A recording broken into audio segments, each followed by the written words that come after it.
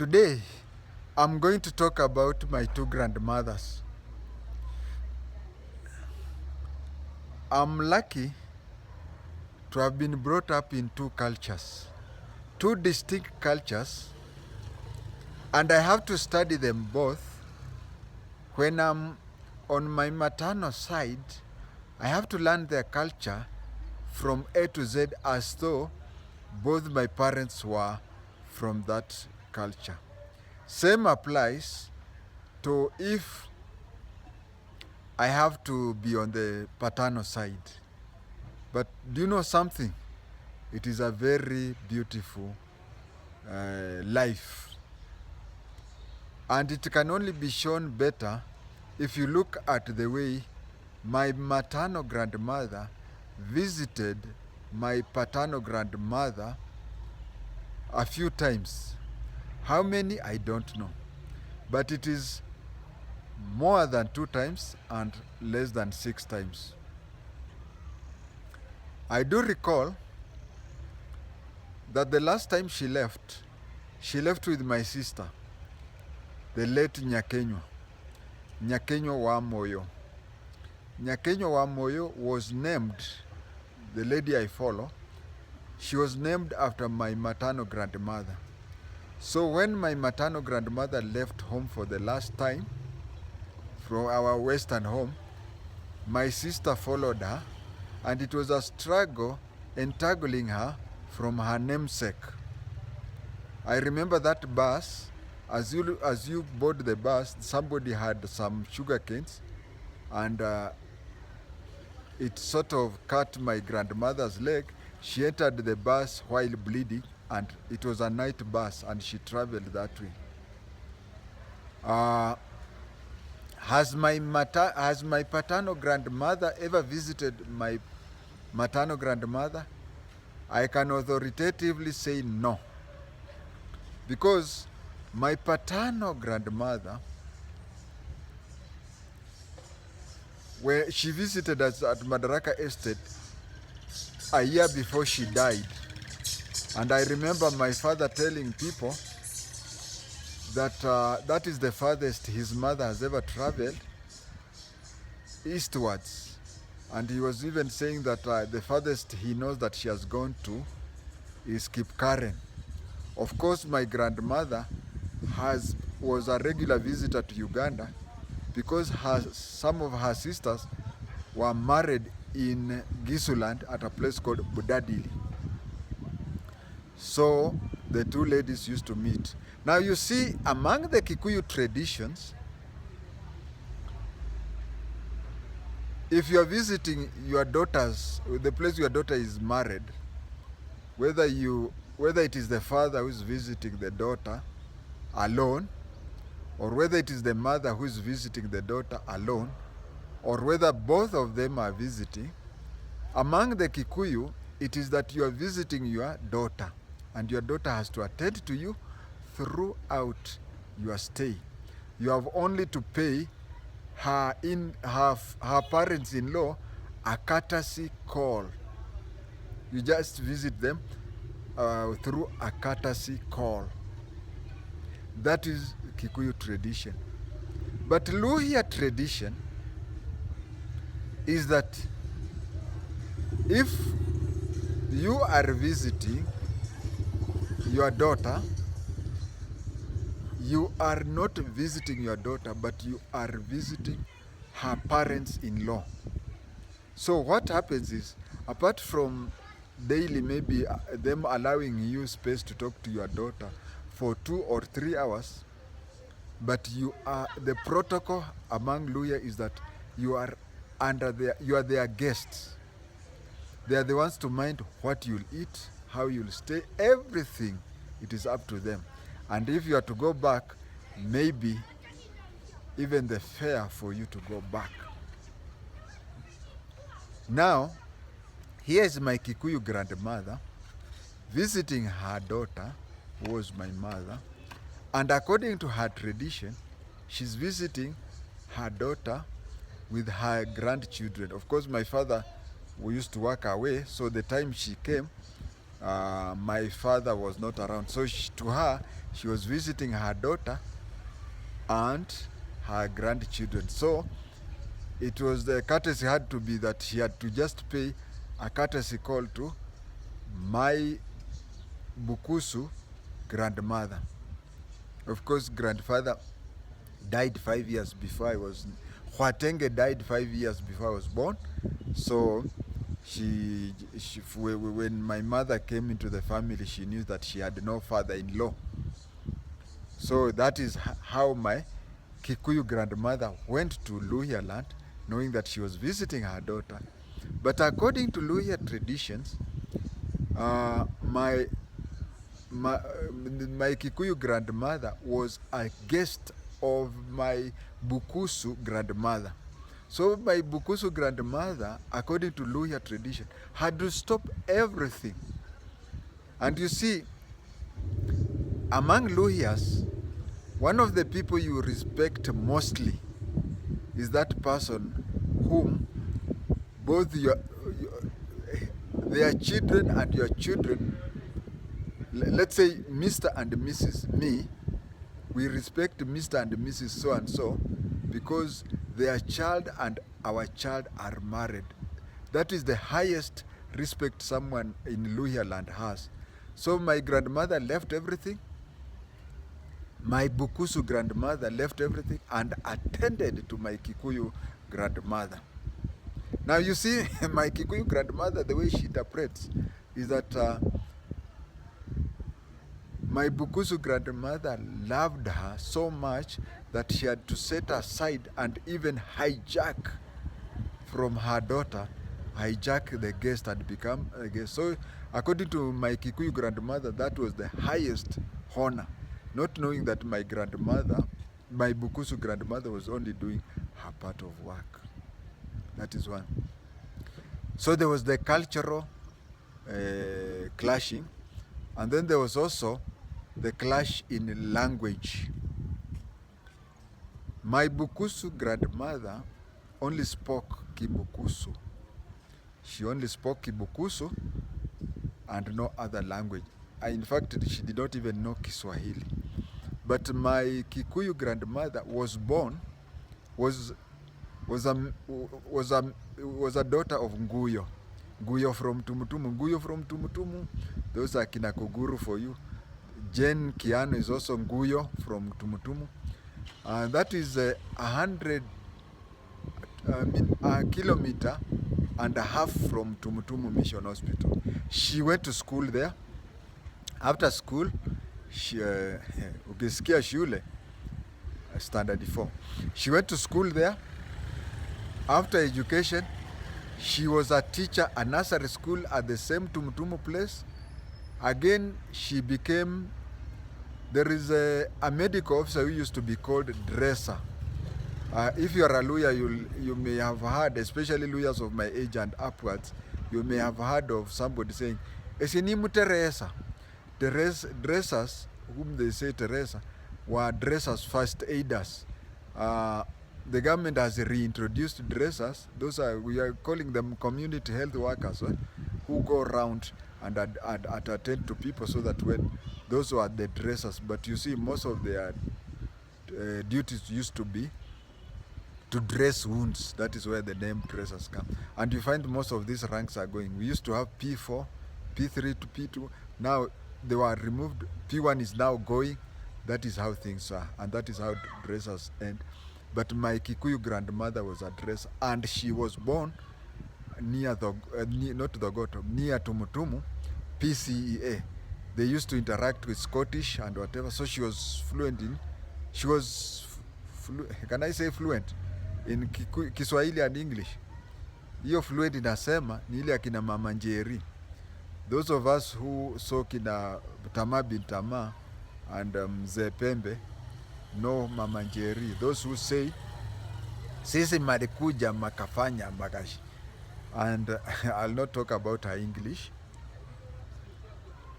She had English, but if she was talking Swahili, malikuja makaenda.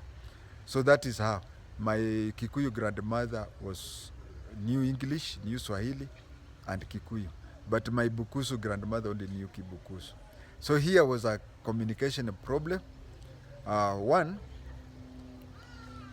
they used to sleep in the same house. And I remember even my Kikuyu grandmother died in 2003, 2004. No, she died around 2010, yeah. My Kikuyu grandmother died in 2010. And when she was still alive, she would tell people stories. That you see, this boy's grandmother sleeps with a cow in the house. So my Bukusu grandmother had, they shared a circular house, three of them. They shared a circular house, three of them. My Kikuyu grandmother, my Bukusu grandmother, and a cow. So whatever used to happen at night, if my Kikuyu grandmother, I don't know whether she would have wanted to go out for a call of nature, how they could communicate, because once my mother left that place, you see, among Kikuyus, that is the culture shock. Among the Kikuyus, my grandmother was supposed to sleep in a house, isn't it? But among Luhya, that is the last place she'll sleep, in our house. She cannot sleep in the house of her son-in-law. So she was accommodated at my Bukusu grandmother's house. So they would stay there the whole time from morning till evening. My mother acted as a translator. So the Kikuyu grandmother would talk in Kikuyu, and my mother would translate it into Luhya. Ukisikia nikisema mamangu aliongea Kiluhya, she used to talk Kiluhya ambayo everybody knew this a Kikuyu lady. She was used to, she spoke more languages than I do, but for reasons that only God knows, she used to speak broken Luhya. So she could her mother would tell her something, and then she would translate it to her mother-in-law. Then the mother-in-law would repeat, and then that way. Now here is what happened. My mother was a favorite daughter-in-law. Of the three daughters-in-law that my grandmother had, my mother was a favorite because of the following reasons. One,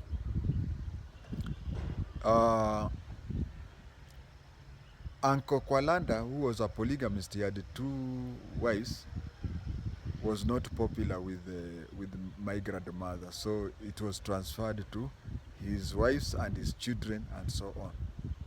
And 2, my father being the acting lastborn, because the lastborn died when they were young, so my father reverted back to be the lastborn. Lastborns are usually popular with their mothers. Plus, you see, here is my father, who was a county police commander, compared to a peasant farmer. So I have to tell you the truth that it was unfair for such conditions to have, although we were favored, but it was unfair. So and then when my grandmother was there, the Kikuyu grandmother, every morning my Bukusu grandmother would ask the Kikuyu grandmother, allow me, for those who don't understand Bukusu and Kikuyu, but they say, "Mkhana was so mureva nisio Kenya kulialno." Then my mother would tell her mother, "Niara kulia niki ukwenda kule omothe." And then my Kikuyu grandmother would say, "O kira mukuruga na kira ndirenda muruge irio cia guku tondu gutire muthenya ungi ngaria irio cia guku." Then my mother would turn and answer my grandmother, "Asungira rute hasio cia winya," and whatever. Now in brief, I'm saying this, my Bukusu grandmother would ask my Kikuyu grandmother through an interpreter, who is my mother. She would ask, "What would you want to take?" So my mother would ask her mother in Kikuyu, "What would you want?" Then my Kikuyu grandmother would say, I would prefer eating anything that is native here, because there's no other time I would ever find such food. Then my mother would tell, in Kitachoni now, would tell my Bukusu grandmother, whatever, and then they would plan. And then somehow when my Kikuyu grandmother was not seeing, money would change hands. Money would change hands. My mother would give my Bukusu grandmother money, and then there was my cousin Joseph Sapiri Wasike. I've already told you that I had an uncle called Natembe. His last born now would be called Sapiri. Sapiri ended up as a police officer. Would be sent, go and buy this and this and this, and the Kikuyu grandmother would look and say, hey, so this lady has even money. So Sapiri would go and buy. She ate all Luhya food that she found. She ate mushrooms. She ate white ants. She ate a lot of things. These Luhya traditional mrere, whatever. She ate everything. She wanted to experience life there. When she experienced life there, that is, and my Kikuyu grandmother was a very good interrogator, and my Bukusu grandmother was a very good explainer. I've inherited both, isn't it? So she would ask whatever. And I remember in 1997 when I was with my Kikuyu grandmother, she was telling me some aspects of the Luhya tradition. So she was not telling just me, she was telling everybody. And you see, I was there and I was learning. But you see, there are some things you learn, but you don't have to show your Kikuyu relatives that you're also learning from there. I grew up knowing that when you're trying to get these white ants, you place there an igloo and place blankets there. So my Kikuyu grandmother was telling Kikuyu relatives, cousins, uncles, and whatever, what that thing was, and I was learning from her. In Karatina, now that igloo has some water there and whatever. So there is a way that people beat the drums so that the white ants in the ground think that it is raining out. When they come, they hit the blanket and then fall down. Where they see the light, as they try to fly out, where there is a small opening, like a window, they fall into the water and then they are taken. And you see, when before my grandmother died in 2010,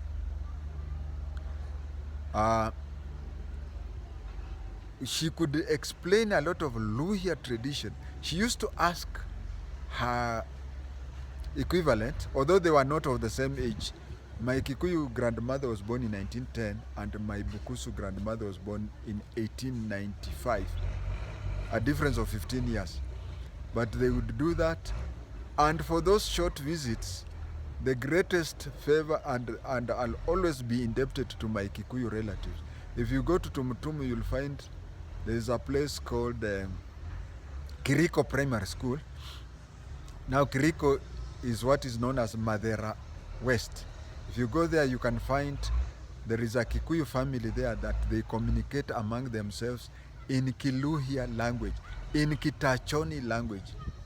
But let me tell you, if you are to take a Luhya there, you'll need me to translate that for you. Why? Because the way they talk, I have to tell like traditional potatoes. Tachonis called it amapuoni, but then they call it mapuino.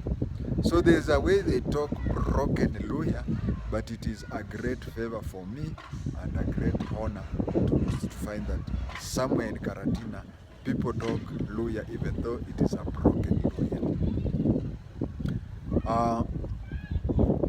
My Bukusu grandmother died in 1975, and from 1975, my Kikuyu grandmother died 35 years later, but she spent a lot of time praising the other grandmother for the welcome, not knowing that she was just doing her job. Thank you.